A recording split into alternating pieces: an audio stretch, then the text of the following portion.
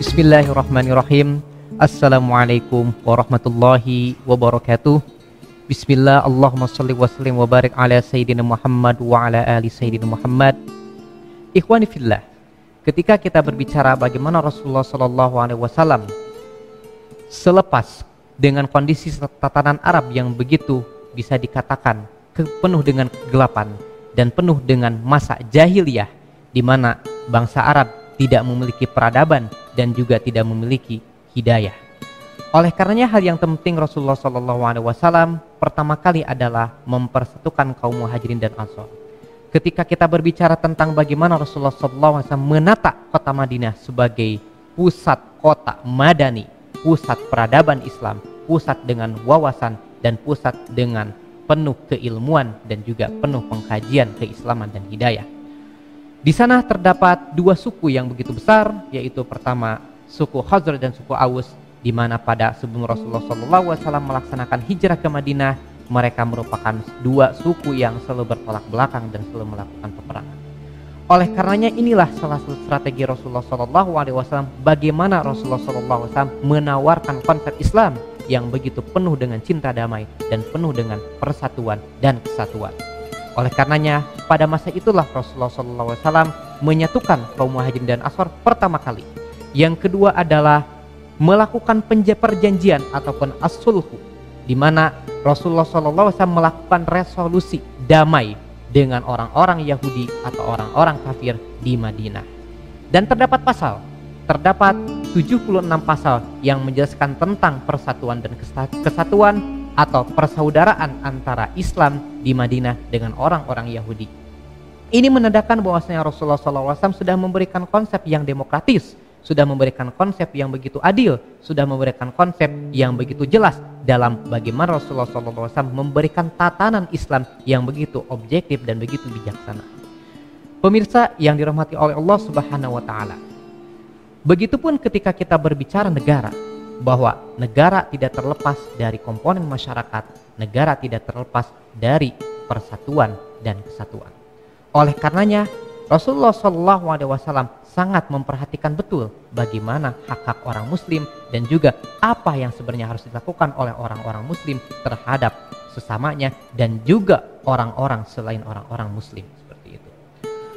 Hadirin yang senantiasa dirahmati oleh Allah Subhanahu wa Ta'ala, lalu bagaimana ketika Rasulullah SAW melakukan muamalah atau melakukan interaksi sosial dengan orang-orang selain orang-orang muslim? Rasulullah SAW mengkategorikan bahwasanya orang-orang yang tidak sependapat, orang-orang yang tidak sepemahaman ideologi ataupun akidah secara keseluruhan, Rasulullah SAW selama orang-orang yang tidak sepemahaman ideologi itu tidak mengancam integritas, mengancam keamanan orang-orang muslim, Rasulullah SAW sangat menegaskan arti persaudaraan, bahkan sangat menghormati hak-haknya, bahkan haram bagi orang-orang muslim untuk memeranginya. Oleh karenanya ini yang bisa dikatakan dalam diplomasi Islam yang disebut dengan kafirul ahdi, atau kafirul ahdi di sini adalah orang-orang kafir atau orang-orang di dalam perjanjian dengan orang-orang muslim yang mereka siap melakukan komitmen untuk dijaga dan juga siap melakukan dan melaksanakan apa yang sudah diperintahkan oleh orang-orang muslim dan pemerintahan Islam. Namun yang kedua, Rasulullah SAW sangat tegas. Bagaimana Rasulullah SAW sangat melakukan ketegasan, bahkan memberikan ancaman, bahkan kecaman terhadap orang-orang yang tidak sepemahaman dengan Islam atau orang-orang kafir yang disebut dengan kafir harbi. Kafir harbi di sini adalah orang-orang kafir yang tegas menolak dakwah Rasulullah SAW dari semenjak Islam itu datang. Kemudian mereka secara tegas dan secara mentah-mentah menolak dakwah Islam, sehingga mereka melakukan ancaman dan tindakan kekerasan yang dinobatkan kepada orang-orang muslim, sehingga orang-orang muslim merasa terancam dan merasa tidak sejahtera. Dari sinilah Rasulullah SAW sangat memberikan ketegasan, bahkan mengecam, bahkan melakukan peperangan.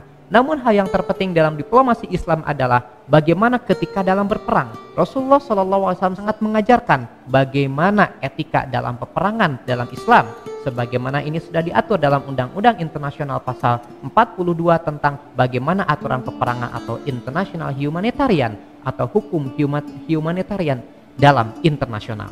Dalam Islam konsep ini sudah ada, bagaimana Rasulullah SAW mengatur tentang tata cara peperangan. Di antaranya adalah ada 3 hal. Yang pertama, hendaklah seorang muslim tidak boleh melakukan penyerangan terhadap gedung-gedung ataupun kawasan-kawasan pemukiman orang-orang kafir.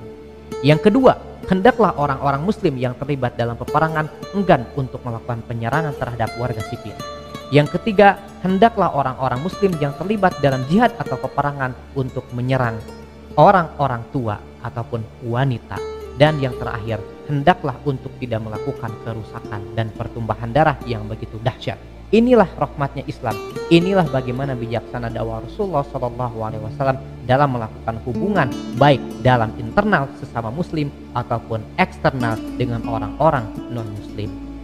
Semoga ini menjadi tausiah bermanfaat bagi kita semua dan menjadi bahan perbandingan dan juga pengkajian untuk al-fakir pribadi yang masih banyak kekurangan dan pembelajaran. Hadanallahu wa ikum ajma'in. Syukran. Assalamualaikum warahmatullahi wabarakatuh.